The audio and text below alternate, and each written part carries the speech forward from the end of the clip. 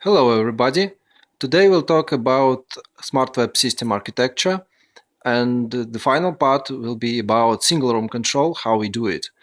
So here is the network architecture of SmartWeb family controllers. Uh, as you know, we are dividing the complex system into smaller parts. We call it programs, and we employ an object-oriented approach. It might sound complicated, but eventually it's not that hard to understand. Here is a relation of the objects you find in our system and their respective interfaces or classes, or how you call it. Uh, so, uh, to simplify things, we divide any system into three parts. The temperature sources, consumers or heat consumers, and room devices. So, when you talk about temperature sources, it could be any kind of sources. And for example, usually it is like boilers or chillers, any kind of boilers here. Uh, so if your system have only one boiler, um, it and it is the only in your system, all these consumers talk to the boiler as a temperature source. So every boiler is already a temperature generator and a temperature source. Um, Also, when you have several boilers, you will have most probably a cascade manager in your system. A cascade manager just acts as a manager who decides which boiler needs to run first and second, and how many boilers will run, and what power every boiler needs to maintain.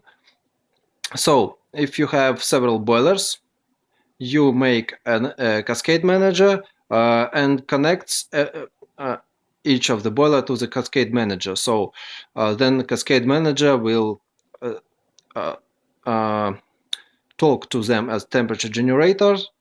So it could be boiler, chiller, or any other kind of boiler if we make another one, for example. So for cascade manager, there's no any difference. It tells the temperature generator that you connect to it with required power and required temperature if boiler does not support power manipulation of power. Then we have a consumer part, which are essentially like circuits, hot water, pools, ventilation, or snow melting system, any system that does not produce heating but consumes it. The simplest thing is that consumer, uh, any consumer you see here, just requests temperature from temperature source, which could be again a single boiler or could be a cascade manager that operates with boilers, chillers, and so on. So they just require temperature. Uh, Also, I need to say that there is a special type of consumers named circuit, because circuits can have room device or room devices that are connected to circuits. Oh, there is a misunderstanding here. We should connect it to circuit, not to consumer. Sorry. So it could be a heating circuit or it could be a ventilation for now. So room devices just tells their respective heating circuits or ventilation or any kind of circuits their heating requests, which is essentially a current temperature minus requested temperature here. Okay, so to top it all, I'll show you the picture of a typical heating system and how we could see all these structures in a typical system. So here is a heating system you could usually find in Russia without any problem. So you have like several boilers, and you have, for example, a heating system manifold here. We called it a collector. Here you can have a water storage or just a pipe. So then we have some mixing circuits here, one and the second. And I have a, for example, domestic hot water.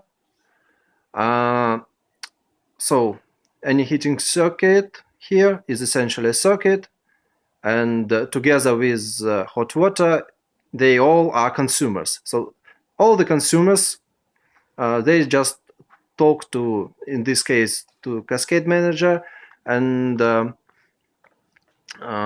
tell them their required temperature. So the Cascade Manager could operate with boilers to achieve the target temperature. Then talking about single room control. Here is, for example, a typical house. And you can see here some rooms. For example, this is the bathroom, or the first floor living room, second floor living room, and the third floor. And here you can see that bathroom is heated only by a warm floor, underfloor heating. In the first and second floors, you can see it. They are heated by underfloor heating and both the radiation heating. And on the top floor, you can see there are only radiators installed. So you have two heating circuits. For system, it doesn't know really what kind of heating circuit is it. Is it a circuit for underfloor heating or for radiator heating? So then the pipes lead in the radiating system, for example, to two-pipe system that connects to all of the radiators installed. And in case of underfloor heating, it leads to a manifold, and then with the start topology to each of the underfloor heating little circuits. Then, for example, here you can see these controllers for rooms, for the first, the second, the third, and the fourth room. And they are connected to the circuit that provides the heat to the room. In the first case, it is connected only to the underfloor heating circuit. In second case, it is connected both. In third case, the same, it is connected both.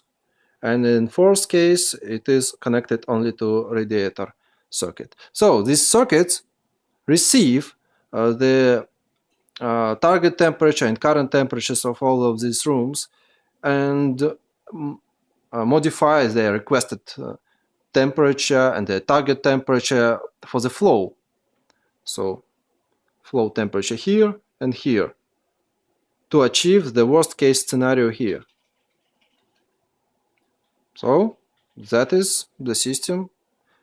Then they modify their not only target temperature here, but also requested temperature to the heating for the temperature sources for the Cascade Manager. And Cascade Manager tries to maintain the highest one from these two set points.